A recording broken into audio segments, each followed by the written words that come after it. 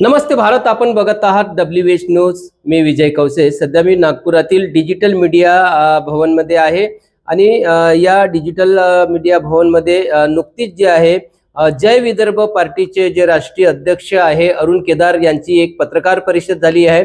महाराष्ट्रामध्ये स्थानिक स्वराज्य संस्थेच्या निवडणुका लागलेल्या आहे आणि सर्वच पक्ष या निवडणुकीच्या मैदानामध्ये उतरले असतानाच आता जय विदर्भ पार्टी सुद्धा ह्या स्थानिक स्वराज्य संस्थेच्या निवडणुका लढवणार आहे आणि ते सुद्धा एकाच मुद्द्यावर की आमचा वेगळा विदर्भ आम्हाला मिळायला पाहिजे आणि विदर्भातील ज्या काही समस्या आहे त्या समस्या सोडवण्यासाठी आता एकच पार्टी समोर येईल, ती म्हणजे जय विदर्भ पार्टी. क्या आपके मकान की छत टपक रही है?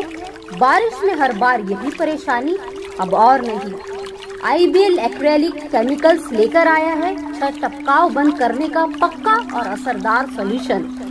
तर नगराध्यक्षाच्या निवडणुकीसाठी जय विदर्भ पार्टी मैदानात आहे आणि नगराध्यक्ष जे आहे जनतेमधून निवडून द्यायचा असल्यामुळे मोठ्या ताकदीनिशी जी आहे जय विदर्भ पार्टी या निवडणुकीमध्ये उतरलेली आहे. तर नक्कीच डिजिटल भवनामध्ये जे पत्रकार परिषद झाली आहे त्या पत्रकार परिषदेमध्ये वेगळ्या विदर्भाचे नेते काय म्हणाले ते जरा आपण ऐकून घेऊया.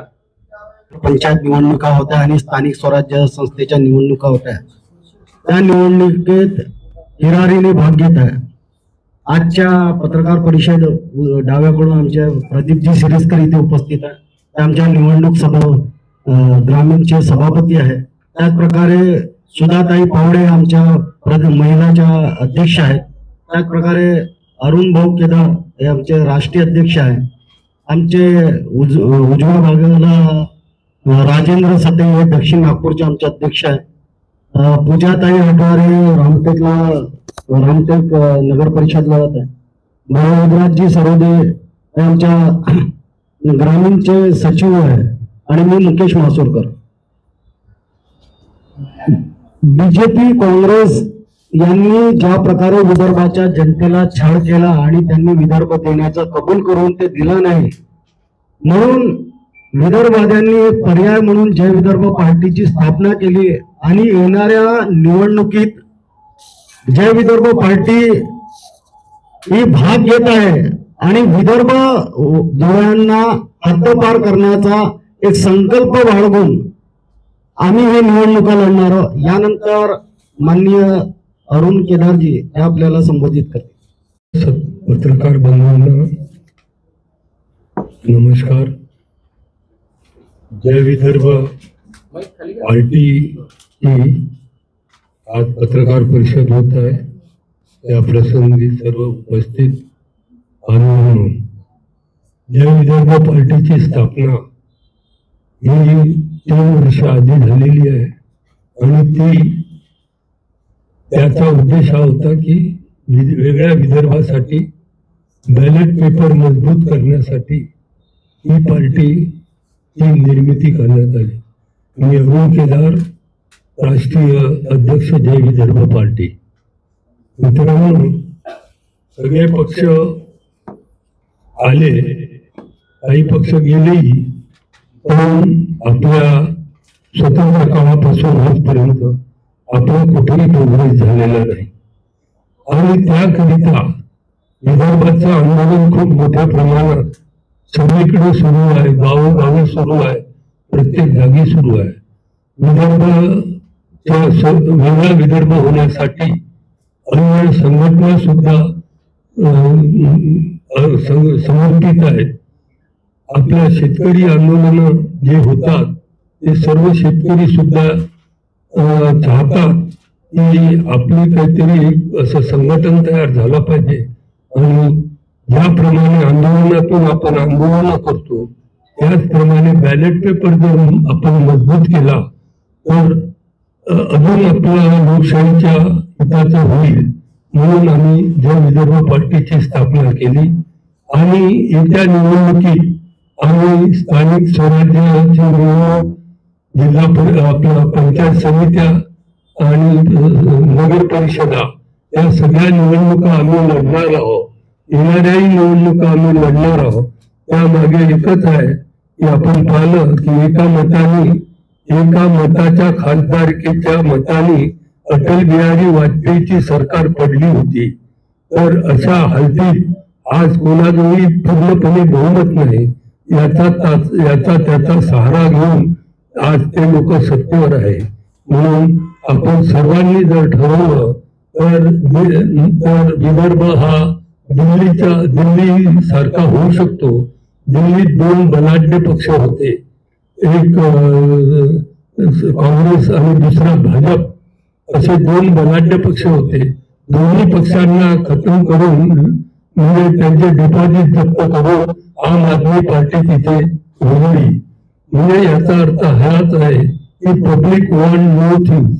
आता नवीन गोष्ट पब्लिकला पाहिजे आहे, तर ती फाल तुम्ही कोविड पिरियड पासून आतापर्यंत विदर्भाचे आंदोलन विदर्भवाद्यांनीच केले आणि त्या सर्व आंदोलनाला जय विदर्भ पार्टीचा पाठिंबा होता. आणि अशा परिस्थितीमध्ये आपल्याला आपल्या माध्यमातून लोकांपर्यंत आपण गेलं पाहिजे. आमचा पहिला मॅनिफेस्टो हा राहील, वेगळा विदर्भ झाला पाहिजे. पण या स्थानिक स्वराज्याच्या निवडणुका आहे, इथल्या मतांनी काही विदर्भ मिळणार नाही. म्हणून इथले स्थानिक प्रश्न जे आहेत ते स्थानिक प्रश्न आपण हाताळणार आहोत. त्या प्रश्नांमध्ये दिवा, लाईट, सडके, पिण्याचं पाणी, शौचालय, त्या शाळा बंद आहे ग्रामीणच्या, त्या शाळा सुरू व्हायला पाहिजे आणि सगळ्यांना उद्योग मिळेल अशा प्रकारचं शिक्षण सगळ्या युवकांना मिळालं पाहिजे. नुसतं नोकरी करण्याचं, ब्युरोक्रॅट बनण्याचं शिक्षण जर मिळालं तर उद्योगाकडे कुणी लक्ष देणार नाही, स्वरोजगार निर्माण होणार नाही. या उद्देशाने आमचं हे एक पॅटर्न राहील आणि या पॅटर्न थ्रू आम्ही म्हणजे ग्रास रूट वरून विदर्भवादी निर्माण करू. ग्रास रूट वरून तर त्यांच्यामध्ये जे कोणी उमेदवार असेल ते आम्ही फी ठरवलेली आहे. आजन्म सदस्य ज्याला बनायचं असेल त्यांनी 1000 रुपये द्यावे आणि 5 वर्षासाठी असेल त्यांनी 500 द्यावे आणि 1 वर्षासाठी 100 द्यावे. अशा प्रकारे आम्ही त्याची फीस ठेवलेली आहे आणि त्याप्रमाणे उमेदवार आम्हाला मिळत आहे. एक उमेदवार तर आम्ही सोबत आणलेले आहे रामटेक मधून, पूजाताई हटवार इथे बसल्या आहेत. नगराध्यक्षासाठी, रामटेकच्या नगराध्यक्षासाठी इथे बसलेले आहेत. त्या ही निवडणूक लढणार आहेत. पुष्कळशी नावं आतापर्यंत आलेले आहे आमच्याकडे आणि लोकांना आमच्यापासून आस्था आहे. आम्ही स्वच्छ प्रतीचे सदस्य म्हणून आम्ही त्यांना अशांनाच तिकीट देणार आहोत की ज्यांची प्रतिमा स्वच्छ आहे, काम करण्यास योग्य आहे, थोडे सुशिक्षित आहे. कारण की इथे जास्त सुशिक्षित काही असा बाजार नसतो. एक साधारण शिकणाऱ्या व्यक्ती पण समाजकार्य करणारा व्यक्ती असावा, अशा पद्धतीने आम्ही ही निवडणूक लढणार आहोत. आणि आम्हाला उमेद आहे की स्थानिक स्वराज्य संस्था असो, नगर परिषद असो किंवा येणाऱ्या पंचायत समित्या असो, इथे आमचे लोक निवडून येतील. इथे याच्यासाठी आम्ही नियुक्ती दिलेली आहे. प्रदीप सिरस्कर साहेबांना हे निवडणूक ग्रामीण नागपूर ग्रामीणचे अध्यक्ष राहतील, हे सिलेक्शन करतील. त्यांची नियुक्ती अध्यक्ष म्हणून केलेली आहे प्रदीप सिरस्कर. आणि सुधाताई पावडे ज्या आहे ह्या सभापती राहिलेल्या काटोल पंचायत समितीच्या. आणि यांनी तर अनिल देशमुख, रणजित देशमुखच्या पत्नीला सुद्धा हरवलेला आहे जेव्हा ते मिनिस्टर होते. तर अशा प्रकारचे पुष्कळसे लोक इथे जोडलेले आहेत. आणि यामध्ये आमचा एकच उद्देश आहे की चांगल्या प्रकारचे जर सदस्य आले तर पुढे आमची टीम मोठी होईल. पुढे आम्हाला पुष्कळ करायचं आहे. जरी आम्ही राष्ट्रीय पक्षाचे अध्यक्ष असलो किंवा राष्ट्रीय पक्षाची विदर्भ पार्टी असली तरी आमचं खरं लक्ष विदर्भासाठी राहील. विदर्भात ज्या काही निवडणुका होईल पुढे चालून, जिल्हा परिषद आहे, महानगरपालिका आहे, या संपूर्ण ग्रामपंचायती आहे, या संपूर्ण निवडणुका आम्ही लढणार आहोत आणि आम्हाला असाच आपला सहयोग भेटावा अशी आम्हाला विनंती आहे. कारण की आमच्याजवळ पैसा वगैरे काही नाही, पैसाही जनतेचा, मतही जनतेचे.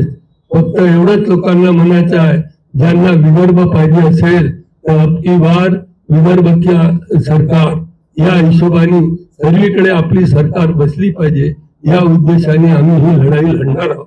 त्याच्यात आमचा प्रामाणिक उद्देश आहे. तरी आपण सर्वांनी इथे सहकार्य दिलं याबद्दल आम्ही तुमचे आभारी आहोत. कोणाला काही विचारायचं असेल तर आपण आम्हाला विचारू शकता. हा, जे समविचारी लोक आहेत, ज्यांचे विचार आमच्याशी पटतात. आमचा मुख्य टार्गेट म्हणजे भाजप आणि काँग्रेस हे दोन राहील. या दोघांची सत्ता आपण पाहिलेली आहे, वर्षानुवर्ष पाहिलेली आहे. आज आपली हालत काय झाली, शेतकरी आत्महत्या करून राहिले, युवकांना काम नाही. किती वर्ष आपण हे पाहणार? काहीतरी पब्लिक वॉन्ट न्यू थिंग्स, पब्लिकला चेंज पाहिजे. जरी आम्ही अनपढ असलो तरी तुमच्या जरिये आम्ही विद्वान होऊ शकतो. तुमच्या समस्या घेऊन आम्ही त्याच्यावर प्रयोग करू शकतो. अशा नवीन लोकांना आपण साथ द्यावी अशी माझी विनंती आहे. आणि म्हणून आम्ही संपूर्ण विदर्भातच तुम्ही हा निवडणुका लढवणार आहे. संपूर्ण जिल्ह्यात किती नगराध्यक्षाचे उमेदवार तुमच्याकडे सध्या आहे आणि किती नगराध्यक्ष लढवणार आहे? आता आमचा जो हे होईल समझोता ज्या पक्षांशी, जे आमचे समविचारी पक्ष राहील त्यांच्याशी, त्यांचे काही लोक राहतील, काही आमचे राहतील. पण जिथे जिथे आमचे पक्ष लोक लढतील तिथे आम्ही दुसऱ्या पक्षाला लढू देणार नाही. पहिलं प्राधान्य आमच्या पक्षांना देऊ. जवळपास 50-60 लोकांचे नावं आमच्याकडे आलेले आहे. नगर परिषद, पंचायत समित्या आणि स्थानिक स्वराज्य त्यांचे नाव जवळपास 50-60च्या जवळपास आलेले आहे. आणि फॉर्म भरणंही चालू आहे आमच्याकडे, फॉर्म भरूनही राहिले लोक. पण पाहिजे तेवढा जो रस आहे तो शेवटच्या 2 दिवसात राहील. फॉर्म भरण्याची जे शेवटची 2 दिवसाची तारीख राहते त्या तारखेला राहील. ज्या पक्षांना तिकीटा मिळणार नाही ते जातात, ते घेतात आणि चांगले लोक त्याच्यातले आम्ही शोधून. याच्यामध्ये जे आहे तुमच्या सोबत विशेष करून शेतकरी संघटनेचे नेते सोबत राहणार आहेत का? शेतकरी संघटनेचे स्वतंत्र भारत पक्ष, विदर्भ राज्य आंदोलन समिती आणि शेतकरीचे नेते हे सगळे आमच्या सोबत राहील. कारण की शेतकरी संघटनेत गेल्या 20 वर्ष मी जिल्हा अध्यक्ष होतो. शरद जोशीचा जवळचा माणूस म्हणून मला ओळखले जाते. रामभाऊ नेवले वगैरे तिथे होते. म्हणून 100% आम्हाला पाठिंबा शेतकरी संघटनेचा राहील. ग्रामीण बड्या नेत्याचे नाव सांगा ना, जे तुमच्या प्रचारासाठी येतील नगराध्यक्ष. वामनराव चटप येतील, काशीकर येतील, सरोजताई काशीकर त्या येतील. शेट्टीजी वगैरे येण्याची तयारी आहे? शेट्टीजीच्या अजून आम्ही कॉन्टॅक्ट मध्ये नाही. बच्चूभाऊ कडू वगैरे येऊ शकतात. ते जे मोठे राहतील शहरातल्या आपल्या नगर परिषदेच्या निवडणुका राहील त्याच्यात ते येऊ शकतात. पण गावोगावी किंवा घरोपाडी असा प्रचार ते करणार नाही. आणि आपले शेतकरी संघटनेचे अध्यक्ष ललित दहाडे महाराष्ट्राचे अध्यक्ष आहेत, ते सुद्धा प्रचाराला येतील. आपण सगळ्या इलेक्शन लढतात, आपल्या एक सीटा येत नाही विदर्भामध्ये, कुठेतरी आपली कमतरता होत आहे. नाही, आम्ही या नावाने सीटा लढवल्या नाही. ही पहिल्या आम्ही इंडिपेंडंट लढवल्या, स्वतंत्र लढले आमचे. पण वेगळ्या विदर्भाच्या नावाने किंवा स्थानिक स्वराज्याचे प्रश्न घेऊन आम्ही पहिल्यांदाच लढत आहोत. फर्स्ट टाइम आहे आमची. आणि जवळपास आम्ही तरी मला वाटतं की 20% लोक आमचे निवडून येतील. केदार साहेब, माझा एक प्रश्न आहे. एकीकडे काँग्रेस वोट चोरीचा आरोप करते आहे, दुसरीकडे जी सत्ताधारी पार्टी आहे त्यांचं इलेक्शनचं बजेट खूप जास्ती आहे, त्यांच्याजवळ खूप जास्ती पैसा आहे खर्च करायला इलेक्शनमध्ये. अशा वेळेस तुमची पार्टी या चॅलेंजला कसं तुम्ही या चॅलेंजला समोर जाता? सर, वोट चोरीच्या बद्दल मी म्हणेल की नाचाने येई ना अंगण तेळे. म्हणजे मला मी निवडून येऊ शकत नाही म्हणून कोणतेही आरोप घेऊ शकतो. माझा वोट चोरीवर विश्वास नाही. आणि वोट चोरी ज्या पर्सेंट मध्ये होत असेल त्या पर्सेंटमध्ये मी प्रत्येक सत्तेवर असणाऱ्या लोकांकडून पाहिलेली आहे ती वेगळ्या टाईपची आहे. ती आम्ही ओळखू शकत नाही अशा टाईपची आहे. ते पेट्या बदलवतात, पेट्या ठेवतात. आता पेटीची पद्धत नाही, ही काँग्रेस करत होती. पण आता ईव्हीएम मध्ये गडबड होते. आता तुमचा मोबाईल इथे बसून हँग होते तर मग काय नाही होऊ शकत. नाही, पण तुमचा विश्वास कोणावर आहे, ईव्हीएम वर आहे का बॅलेट पेपर? नाही, आमचा विश्वास जनतेवर आहे. जनतेने जर भरघोस वोट दिले तर जनता ते सगळं सर्व करू शकते. कारण की तुम्ही बॅलेट पेपर पर्यंत पोहोचूच शकत नाही, सिक्युरिटी असते आणि रातोरात कोणी जात नाही. तुम्हाला आठवत असेल जामवंतराव धोटे जेव्हा लोकसभा लढत होते तेव्हा ज्या बूथवर पेट्या जमा व्हायच्या तिथे ते रात्रभर झोपायचे. जामवंतराव धोटे कृषी बाजार समितीत पेट्या तयार जायच्या पेट्या आणि तिथे ते झोपायचे, तेव्हा ते निवडून आले. त्याच्याबद्दल वाद नाही आहे की ते गडबड होते, पण जर त्यांची संख्या जास्त असली तर गडबड होते. सत्ताधारी पार्टीचं इलेक्शन बजेट खूप जास्ती आहे, शेकडो करोड रुपये ते खर्च करून राहिले. पण तुम्ही कसं पाहाल, तुम्ही कशा प्रकारे निवडणूक लढा? तर दिल्लीमध्ये आम आदमी पार्टी जी लढली ती काही पैसा घेऊन नाही लढली. आता आमच्या जो काही आहे डोनर, म्हणजे काही जनता आहे की जे आम्हाला पैसा देऊ शकतात, थोडे बहुत आहे, तर त्यांच्या भरोशावर जे काही होईल आम्ही तेवढं लढू. पण एक दिवस पहिले पैसे दिले जातात नाही, ते तर त्याच्यात विरुद्ध आमची लढाई आहे की पैसेवाला जर निवडून आला तर पैसा तो काढेलच, म्हणजे भ्रष्टाचार होईलच. आता तुम्ही तर पाहून राहिले भ्रष्टाचार तुम्हीच ओपन केला अजित पवार साहेबांच्या पोराचा, तुम्हीच लोकांनी ओपन केला. लाखो रुपयाच्या जमिनी सरकारच्या दाबून करोडो अरबो रुपयाच्या ते पैसा काढतात. तर आम्ही त्याच्या विरुद्ध, तो कोणी भ्रष्टाचारी असो त्याच्या विरुद्ध आहे. आमच्या भ्रष्टाचाराच्या विरुद्ध आम्ही लढाई आजपासून नाही, तर मी शरद जोशी, SW धाबे आणि आता विदर्भाच्या नावाने लढत. मी कधी सत्ताधारी पक्षाचे मला ऑफर आले पण मी कोणत्याही सत्ताधारी पक्षात गेलो नाही, कारण की घरचा मी थोडा बरोबर आहो, व्यवस्थित आहो. म्हणून मीच कधी एकांतात विचार करतो की आपल्याला नवीन काहीतरी करायचं आहे, कुठेही भ्रष्टाचाराचा आपल्याला कलंक लागायला. शिखर साहेब, म्हणजे या नगर परिषदच्या निवडणुकीच्या माध्यमातून जय विदर्भ पार्टीचं खातं खुलेल असं आशा आहे तुम्हाला? बिलकुल आशा आहे सर, आमचं खातं खुलेल. आमच्या इथे चंद्रपूरला उसका मोठं युनिट आहे वामनराव चटपांचं, राजूराव वगैरे भागात युनिट आहे, तर तिथे खातं खोलेल, इथेही खोलेल सर. लोक त्रासलेले आहे, पण लोकांपर्यंत आपण पोहोचत नाही, ही आमची कमजोरी आहे. लोकांपर्यंत जायलाही सर्व काही लागते, ते काही आमच्यात उपलब्ध नाही. तुम्हाला अगर मोठ्या पक्षांनी बीजेपी किंवा काँग्रेसने त्यांना मोठं तुम्हाला ऑफर दिलं तर तुम्ही मागे इलेक्शन मागे घेणार आहात? नाही, आम्ही तर घेणार नाही ना. अँटी डिफेक्शन लॉ लागतं ना.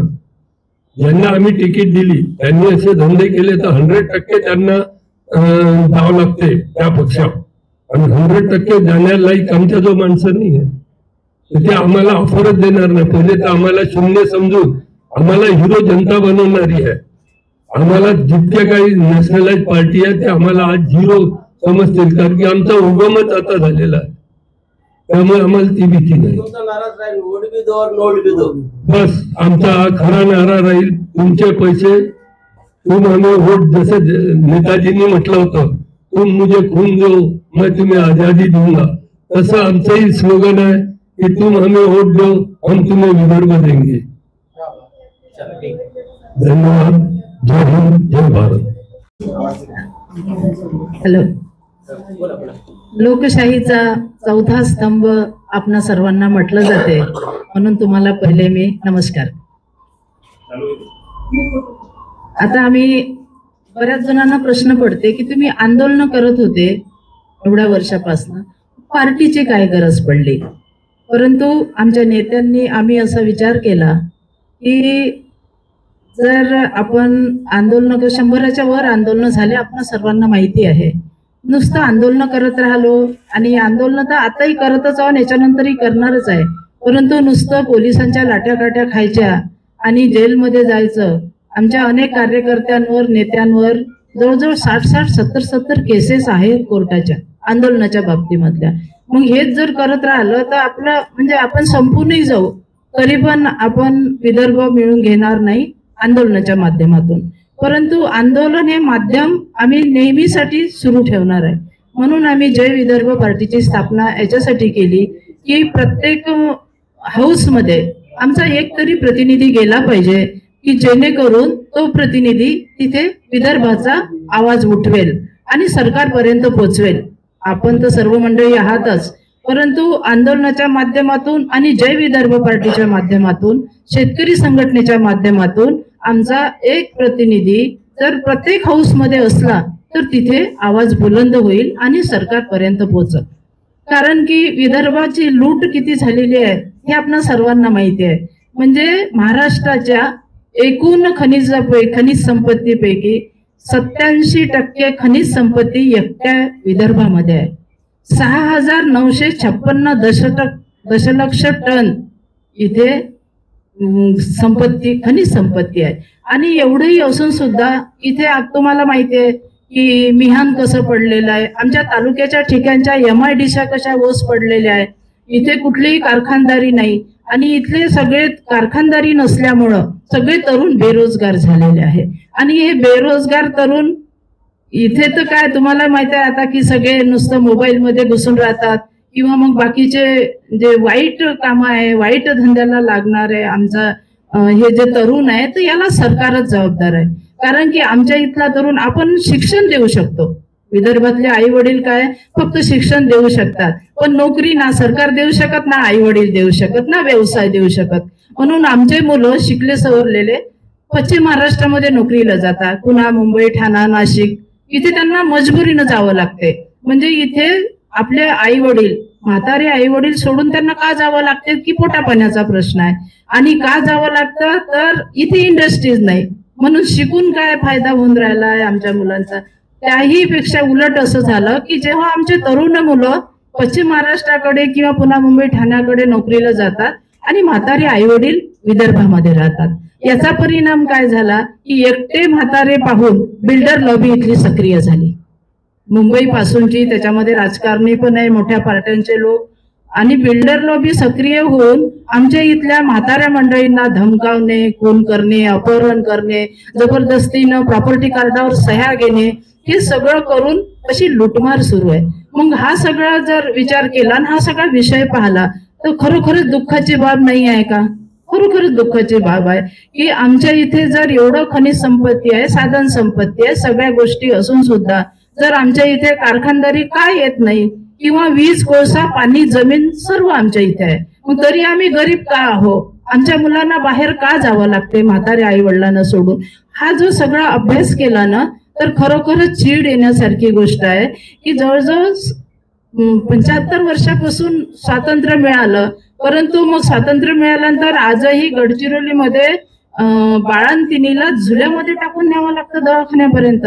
म्हणजे ही परिस्थिती अजूनही काय? म्हणजे अवेअरनेस आपल्यामध्ये आलेला नाही का हाही प्रश्न सतावतो, किंवा आपण जागृत नाही झालो का, किंवा आपण बंड करून उठत नाही का? एक लहानशी गोष्ट आहे, कॉलेजमध्ये शिकणारे जे स्टुडंट असतात, एखादी मुलगी जर त्यांना आवडली तर काय करतात ते, तिने जर नाही म्हटलं तर मग तिचं अपहरण करणे, तिला त्रास देणे, ती मिळवली कशी पाहिजे हा सगळा प्रयत्न असतो. मग एवढे दुःख तुम्ही सहन करून राहिले, आई वडिलांना एकटं सोडून राहिले, तुम्हाला नोकऱ्या नाही, तुमच्या हाताला काम नाही, तरी तुम्ही पेटून का उठत नाही? हा तरुणांना सुद्धा माझा प्रश्न आहे की तरुणांना सुद्धा की तुम्ही पेटून का उठत नाही? आणि यासाठी आमची जय विदर्भ पार्टी खरोखरच खूप सक्रियतेने काम करते आहे. आम्ही आंदोलन तर सुरू ठेवणारच आहे, परंतु पार्टीच्या तर्फे आता 73वी घटना दुरुस्ती झाली म्हणून आम्ही महिलांनाही उभं करणार आहे. जसं आता 15 हे आहे नगर परिषदा आणि 12 नगरपंचायती आहे, त्याच्यामध्ये आमच्या 5-5 महिला जरी निवडून आल्या ना तरी आम्हाला पार्टीच्या तर्फे खूप समाधान आहे आणि म्हणून आम्ही समाधानी आहोत त्या गोष्टीसाठी. एवढंच मला सांगायचं आहे. जय विदर्भ. आता गडकरी जी म्हणतात का मी 200 कोटी रुपयाचा रोजगार देऊ शकतो, परंतु त्यांनी आपल्या मुलाला दिला. तुम्ही पाहता नागपूर शहराची जेवढी सडक आहे निर्माण झाली त्या सडकेमध्ये सगळ्या जागी भेगा पडलेल्या आहे आणि तो भ्रष्टाचाराचा भाग आहे. पुलाचं निर्माण सुरू असताना तो पूल पडून राहिला. आता वन विभाग आमच्या भागात असताना सुद्धा तो वन विभाग भ्रष्टाचारामुळे मुंबईत पळवून नेऊन राहिले. हे सगळं बोलायला कोणीच तयार नाही, कारण भ्रष्टाचार यांना करायचा आहे म्हणून हे सगळे प्रकार घडत आहे. म्हणून आम्ही भ्रष्टाचार मुक्त शासन जय विदर्भ पार्टी देणार असा मी. याच्यावर काहीतरी काम केलेलं आहे का? एका प्रकरण भ्रष्टाचाराच्या बाहेर काढलेलं आहे किंवा त्याला जनतेला न्याय मिळवून दिला असं काही केलं आहे का?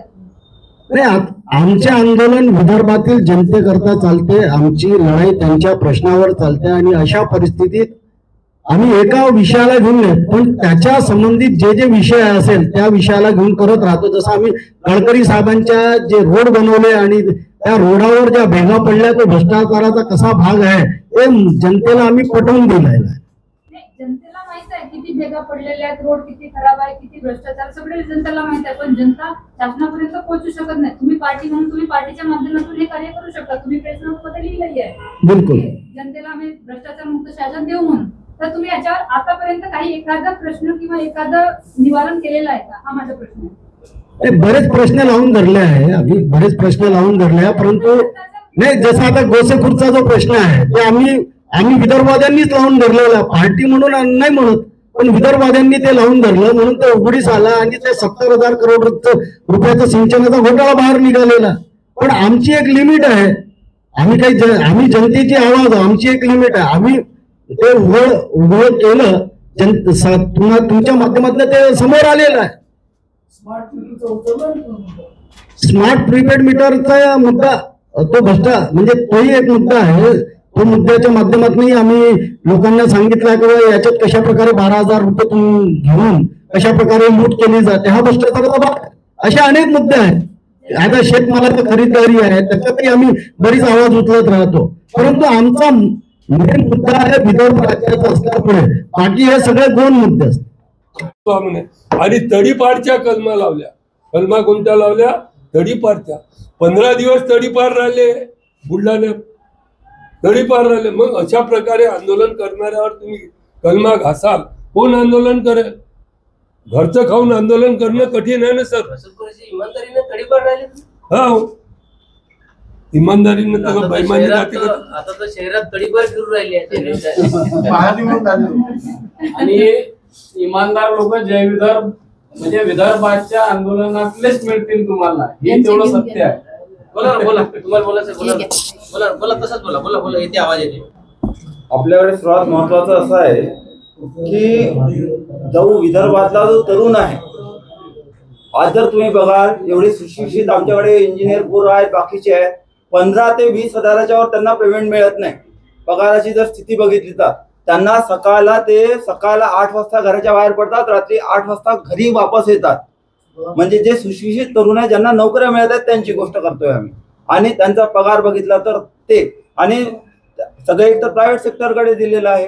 आणि प्रायव्हेट सेक्टरकडे देत असताना तुम्ही आता भ्रष्टाचाराची जी गोष्ट करत आहे, प्रायव्हेट सेक्टरपेक्षा जर गव्हर्नमेंटला जर असं वाटत आहे मग गव्हर्नमेंटने त्या लोकांना पैसे देत नाही का? गव्हर्नमेंट ज्यांच्याकडे ठेके देत आहे त्यांना मग त्या पद्धतीने त्या पोरांकडून जबरदस्तीने कामं करून घेणे, तेवढा वेळ त्यांचा जो जातो. आमच्या ज्या तरुण मुली आहेत त्या जेव्हा बाहेर जातात मेट्रोनी आणि इतर ठिकाणी, नागपूर शहर तर थोडंसं सुरक्षित आहे, पण इतर ठिकाणी जे काही प्रकार आता चालू झालेले आहेत, आमच्या ज्या तरुण वर्ग जो बाहेर काम करायला चाललेला आहे आता इतर ठिकाणी, हैदराबाद सारख्या ठिकाणी, किंवा तुम्हाला हे सांगतोय एक आता मी नाव घेऊ शकत नाही, परंतु गुजरातमध्ये आमच्याकडच्या 3 मुली गेलेल्या होत्या आणि त्या मुलींवर इतका वाईट हे झालेलं होतं, त्या शेवटी तिथल्या जॉब सोडून वापस आलेल्या.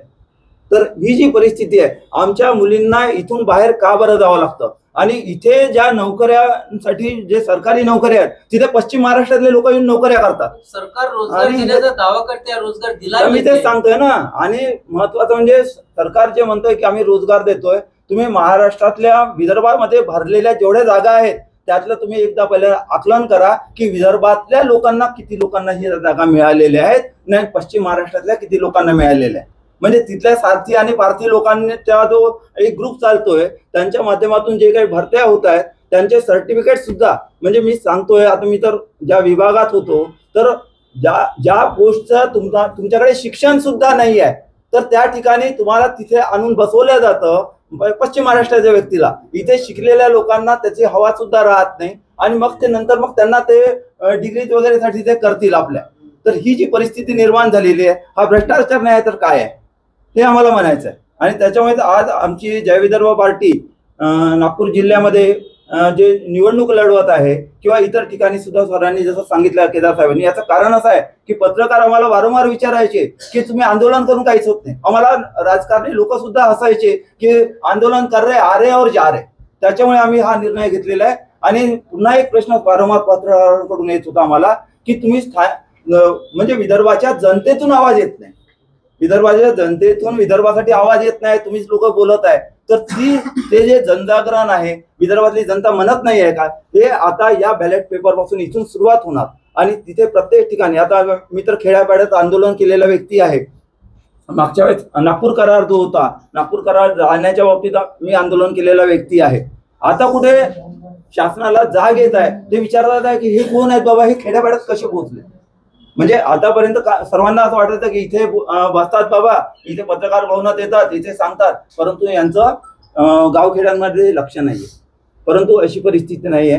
आता आमचं ह्या इलेक्शनच्या निमित्ताने जेव्हा आम्ही नगर परिषद नगर पंचायतचा जेव्हा म्हणजे निवडणुका लढवायचा विचार आला, तर मला लोकांनी म्हटलं पहिल्यांदा की नगर परिषद नगर पंचायत मध्ये कसे तुमचे लोक निवडून येणार. मी एकच शब्द त्यांना सांगितलं की नगर परिषद नगर पंचायत मध्ये जे लोक आहेत ते गावातले शेतकरी लोक जे आहेत ते त्यांचं थोडंसं जीवनस्तर बदलतो, ते तेव्हा ते नगर परिषद नगर पंचायत मध्ये येऊन राहतात. आज तुम्हाला सांगतो 20 वर्षाच्या आधी जर समजा तांदळाचा भाव जर 20 रुपये जर होता, बरोबर आहे, आजच्या स्थितीमध्ये आणि त्याच वेळेस बाईचा एका रोजंदार बाई जी जायची त्या धान काढायला, तिची रोजी सुद्धा 20 रुपये होती. आजच्या परिस्थितीमध्ये काय आहे, तांदळाचा भाव हा तुमचा हायेस्ट रेट 50 रुपये जर असेल तर त्या बाईची रोजी 250 रुपये आहे. तर जर शेताचं क्षेत्र जर समजा एका एकरामध्ये जर 8 एकर जर तेव्हा धान निघत होता, तर आधी 8च पोते निघत आहे. तिथे निघतंय का, नाही निघत. मग शेतकऱ्यांना हमी भाव कुठे मिळतो. आणि ह्या सगळ्या मुद्द्यांना घेऊन आम्ही या निवडणुकीत मध्ये उतरतोय. आम्हाला माहिती आहे की आम्ही याच्यातून पुढे काय करतोय. महत्वाचं म्हणजे मी तर शिकलेला व्यक्ती आहे, सुशिक्षित म्हणजे मी इंजिनियर झालेलो व्यक्ती आहे पहिल्या बॅच मध्ये, जेव्हा खाजगी कॉलेजेस निघाले समृद्धी मार्ग मिळाला आहे. समृद्धी मार्गावर हा ते म्हणतात ना, मी तेच सांगतो. बिलकुल बिलकुल बिलकुल जो पैसा येतो. दुसरी गोष्ट, आज अडाणींकडे आपल्याकडची नागपूरची जागा हस्तांतरित होते. मला सांगा किती पत्रकारांना हे माहिती आहे की नागपूरमध्ये आपला नागपूरचा जो विकास आहे त्याचे 75 किलोमीटरचा रिंग रोड सँक्शन झालेला आहे. किती पत्रकारांना आज माहिती आहे? नाही माहिती. मला ही माहिती 2003 पासूनची आहे. ठीक आहे, परंतु आमच्या लोकांना माहित नाही. त्याच्यामुळे काय होतं, आमच्या ज्या जमिनी आहेत, जे लोक आता बाहेरचे येऊन जी माफिया ताईंनी जसं सांगितलं, लोक येऊन स्वस्तामध्ये जमिनी खरेदी करतायत. तुम्ही रामटेककडे जा, किती जागा इतक्या हजार, आणि येणारे लोक आहेत ते 100 एकर 200 एकर जागेच्या हिशोबाने येत आहे. आमच्या शेतकऱ्यांना पूस लावत आहे, बाबा तू विकत आहे ना, तर त्यांनी जर म्हटलं की आमची जमीन बाबा 7 लाख रुपये एकर आहे, नाही तुला 10 लाख रुपये देतो, पण आम्हाला 150 एकर जमीन पाहिजे. आणि 150 एकरसाठी त्याला वाटतं मला तर जास्त पैसे मिळतोय ना. मग तो काय करतो, तो अजून आजूबाजूच्या 4 लोकांना एकत्र करायचा प्रयत्न करतोय. यांनाही वाटतं हो बाबा आज पैसे मिळतात आपण विकून टाकायचे. म्हणजे मग आमच्या जमिनी गेल्याच्या नंतर आमच्या शेतकऱ्यांनी, इथे राहणाऱ्या लोकांनी काय खायचं पुढे चालून. आणि आमचा जो सुशिक्षित बेरोजगार म्हणजे तरुण आहे, तो तिकडे नोकऱ्यांसाठी जात आहे, तो तिथे टाचा खासूनच मरत आहे ना पुण्या मुंबईला. त्याला कुठे सुख आहे? इथून जे पोरं गेलेले आहेत त्यांना तिथे बघा, तिथे त्यांची काय हालत आहे. ते घरून काही पैसे पाठवतात काही ते म्हणणे वाटत नाही, उलट आईबाबांना इथून पैसे मागवतात जे पोरं आज शिकायला तिथे. ही वस्तुस्थिती आहे. सगळ्या गोष्टी आपल्या युवकांच्या लक्षात का नाही आहेत? तर त्याचं कारण असं आहे की युवकांना प्रश्नच माहिती आहे. युवक इतका म्हणजे हे झालेला आहे मोबाईलच्या याच्यात, म्हणजे त्यांना जे काही नॉलेज दिलेलं आहे त्यांना बिलकुल असं गुंतवून टाकलेलं आहे, भ्रमात काढलेलं आहे. कमी पडत का युवकांना? सांगा. नाही, आम्ही नाही, आपले आई वडील जे आहेत. बघा काय झालं माहितीये का, आमच्या पिढ्यांची म्हणजे मधल्या पिढीची एक थोडीशी चुकी अशी झाली की आमचे जे मुलं होते, आपल्याला माहिती आहे की मुलं शिकलेत आहे ना, तर शिकले तर ते पुढे जाईल, त्यांना नोकरी मिळेल. म्हणजे आमच्या पिढीला तसं माहिती होतं. त्याच्यामुळे आम्ही आमच्या मुलांना, आम्ही शिकलेले नव्हते, आमचे जे जवळचे लोक होते ते, तर त्यांनी काय केलं, मुलांना शिकवलं पाहिजे, मग त्यांना नोकऱ्या मिळतील. त्या आशेने त्यांनी, आता त्यांची मुलं जेव्हा बरोबरीचे झाले, परंतु तोपर्यंत शासनाने काय केलंय, शासनाने खूप मोठा म्हणजे एकतर पहिल्यांदा खाजगीकरण आणलं आणि नोकऱ्यातल्या खाजगीकरणामध्ये मोठ्या मोठ्या लोकांना कडे ते टेंडर जातात. आता ज्यांच्याकडे टेंडर जात आहे, बोलू नये पण सांगतोय, आता नागपूरला नॅशनल कॅन्सर इन्स्टिट्यूट आहे. तुम्हाला लोकांना माहिती आहे की कोणत्या व्यक्ती तो चालवतोय, मी नाव घेणार नाही. आणि तिथे असणाऱ्या लोकांचे पगार तुम्ही बघा, 15 आणि 20,000 रुपये जर देत असेल आणि तो जर व्यक्ती म्हणत असेल की मी बाबा महाराष्ट्राचा नेता आहे ना, तर त्या ठिकाणची जर हालत जर ती केलेली असेल तर इतर ठिकाणी काय होईल. आणि नाव देतोय नॅशनल कॅन्सर इन्स्टिट्यूट. ही नॅशनल कॅन्सर इन्स्टिट्यूट ही स्वतःची एकट्याची असते का? स्वतःची वैयक्तिक प्रॉपर्टी आहे का?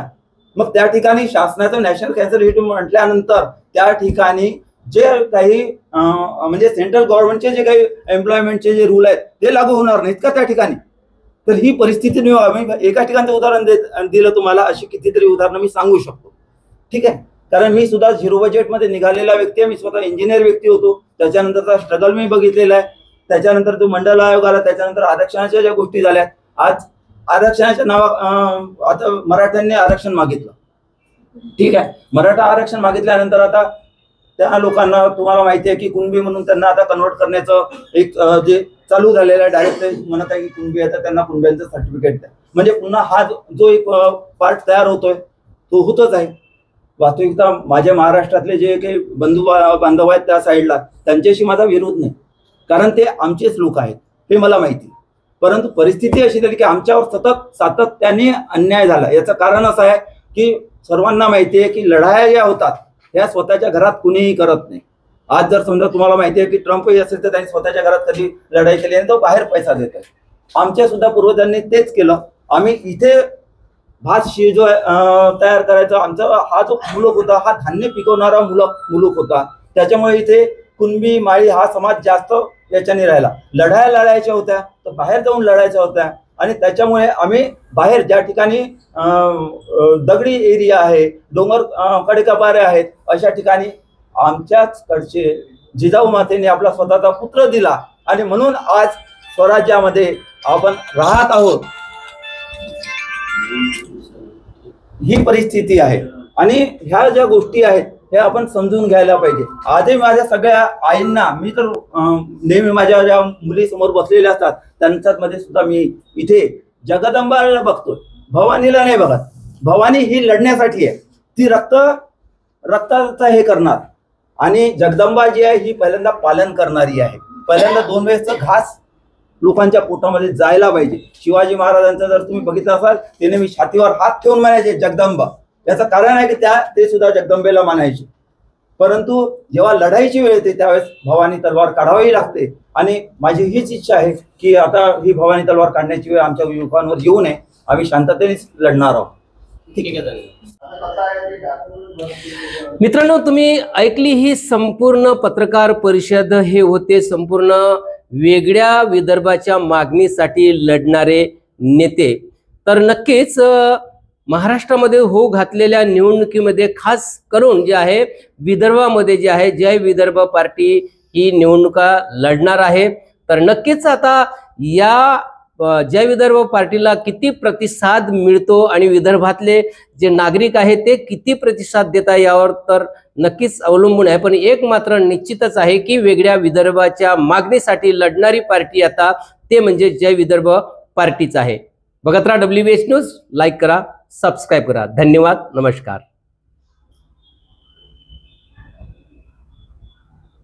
हो गया, कट कर दो.